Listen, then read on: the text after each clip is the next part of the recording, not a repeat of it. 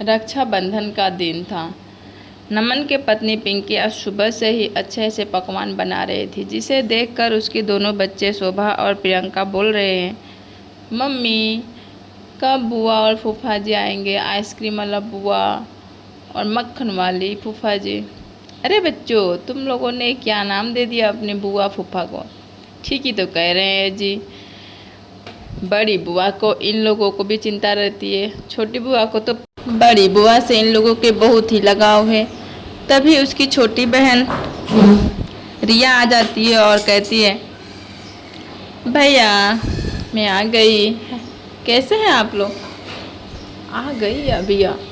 छोटे से बर्फी का डब्बा लेगा। ठीक है हम लोग, बैठो। कैसी हो आप?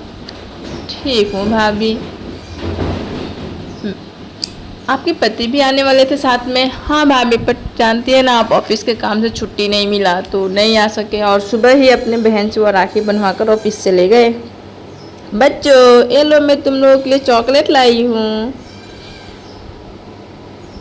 इतना कहते ही उधर इसकी जो बड़ी बहन जो होती है वह बहुत अमीर घर में शादी हुआ होता है, तभी वह आ जाती है। अरे बुआ आ गई, बुआ आ गई। बच्चे दौड़ते ही अपनी बुआ के पास जाते हैं और आखिरकार छोटी बुआ की जो चॉकलेट होती है वो फेंक देते हैं और दोनों अपनी बुआ को पकड़ लेते हैं। बुआ आ गई, बुआ आ गई, बुआ आ गई। ये लो बच्चों, मैं तुम्हारे लिए बहुत सारे खिलौने लाया हूँ। उसका बाद बहुत सारे इसमें तुम दोनों के लिए चॉकलेट है। क्या दीदी, आप भी ना बच्चों को बिगाड़ देती हो, या इतना सामान लेकर आती है आप? सुबह से बच्चे आपके ही राह देख रहे थे।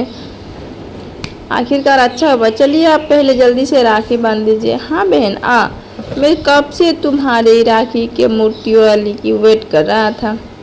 हाँ दीदी, पहले आप बांध दो भैया को राखी, उसके बाद मैं बांधती हूँ। इतना कहते ही राखी बांधती है और नाश्ते के लिए बैठाया जाता है। छोटी बहन वहीं पे खड़ी होकर देख रही थी, जैसे लग रहा था कोई उसे पूछ भी नहीं रहा। यह देखकर उसे आंखों में आंसू आ गया। आखिरकार खाना खाने के बाद छोटी बहन जाकर उसकी भाभी के साथ रसोई में हेल्प करने लगी और वहीं पे बड़ी बहन कमरे में बैठी थी। तभी नमन ड्रिंक करने लगा। तभी छोटी बहन आकर शोभा बोलती है, क्या भैया आप ड्रिंक कर रहे हो? एक बार तो आपका लीवर ऐसे ही खराब हो चुका था, तो कम से कम ड्रिंक तो मत कीजिए। एक दो पैक ही तो ले रही हूँ, आप इतना बोल रही हो। ठीक है, दीदी के आने से घर में रौनक ही आ जाती है। इतना कह के वह ड्रिंक करने लगता है।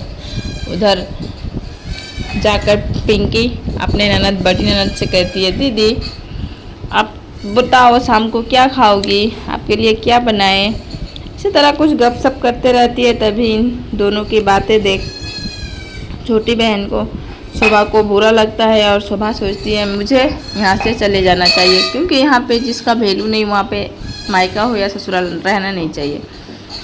यही देखकर उसकी आंखों में आंसू आ जाते हैं। आखिरकार वह वहाँ से चली जाती है और उसकी बड़ी दीदी दूसरे दिन जाती है अपने घर। वह सोचती है घर जाकर कि वह अमीर है इसलिए उसे इतना प्यार देते हैं और मैं गरीब हूँ इसलिए इतना।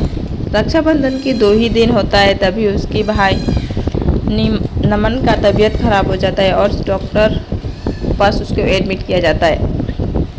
डॉक्टर कहता है इसका जो लीवर था वह खराब हो चुका है शराब पीने की वजह से, और इसका लीवर डोनेट करने के लिए कोई भी नहीं मिल रहा है। आपके रिलेशन में कोई हो लीवर डोनेट करने के लिए तो इसकी जान बचाया जा सकता है, नहीं तो यह नहीं बचेगा।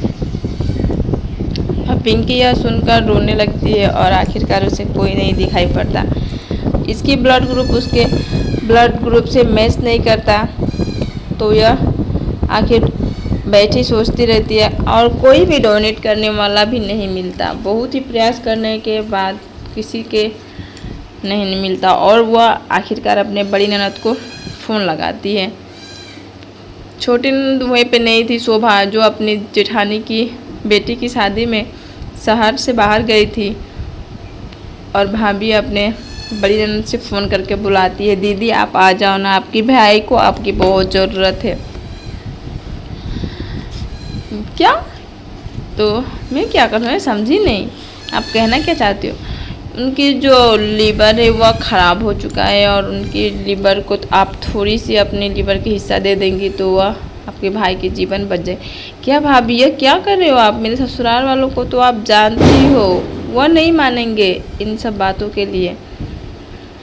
मेरे पति जो एकदम बहुत ही गुस्से वाले, समझ में नहीं आता, वह सुनेंगे तो क्या कहेंगे। तो मुझे माफ़ करो, मैं नहीं दे सकती, मैं ठीक है मैं घर जाती हूँ, मैं शाम को आती हूँ फिर से। इतना कहकर आखिरकार वहाँ से प्रियंका चली जाती है और शाम को आने की बहाना कर जाती है। कुछ समय बाद शाम होता है और वह अपनी भाभी को फ़ोन कर कहती है मेरा तबीयत ख़राब है, मैं नहीं आऊँगी, कल आऊँगी। फिर उसकी भाभी पिंकी इंतज़ार करती रहती है कि काश दीदी फिर से आएंगी और अपनी लीवर का थोड़ी सी हिस्सा मेरे पति को देंगी और मेरे पति की जीवन बच जाएगी। तो 4 दिनों के बाद जब प्रियंका फ़ोन करती है हॉस्पिटल में तो रिसेप्शन से पता चलता है कि वह डिस्चार्ज करके घर जा चुके हैं। यह सुनकर वह पति बोलता है उसका तुम भी जाओ एक बार अपने भैया से मिलाओ। कहती है हाँ ठीक ही बोल रहे हो आप, मैं भी जाती हूँ एक बार दिखाती हूँ कैसे है। यह कहकर वह घर आती है और तो वहाँ पे उसकी भाभी दोनों के लिए दलिया बना कर लाई होती है। तभी शोभा कहती है भाभी अभी तो मैं खाई थी सुबह सुबह इतना सारा फ्रूट सब दलिया, मुझे नहीं खाना है। अरे क्या हुआ शोभा, तुम भी यहीं पे हो?